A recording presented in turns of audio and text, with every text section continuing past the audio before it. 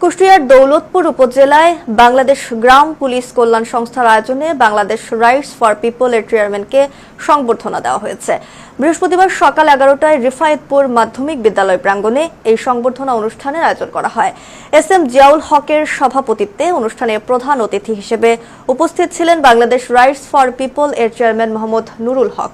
বিশেষ অতিথি হিসেবে উপস্থিত ছিলেন সুবিচার ফাউন্ডেশনের মহাসচিব প্রদীপ জয়, দৈনিক আমাদের দিন এর সম্পাদক ও প্রকাশক বি.এম. শাহ আলম, রিট বাস্তবায়ন কেন্দ্রীয় কমিটির সভাপতি উজ্জ্বল খান এবং ওহিদুল ইসলাম নিন্টু মোল্লা। বক্তারা গ্রাম পুলিশের অধিকার রক্ষা ও জনকল্যাণমূলক কাজের প্রসারে বিভিন্ন দিক নিয়ে আলোচনা করেন। স্থানীয় পর্যায়ের গ্রাম পুলিশ সদস্যরা অনুষ্ঠানে তাদের বিভিন্ন দাবি দাওয়া তুলে ধরেন। আয়োজক সংগঠনের পক্ষ থেকে জানানো হয়, জনসেবায় অবদানের স্বীকৃতি স্বরূপ এই সংবর্ধনা অনুষ্ঠানের আয়োজন করা হয়েছে। অনুষ্ঠানে স্থানীয় বিভিন্ন শ্রেণী পেশার প্রতিনিধিরা উপস্থিত ছিলেন।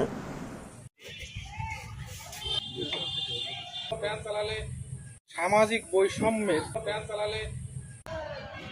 আজকের এই গ্রাম পুলিশ কল্যাণ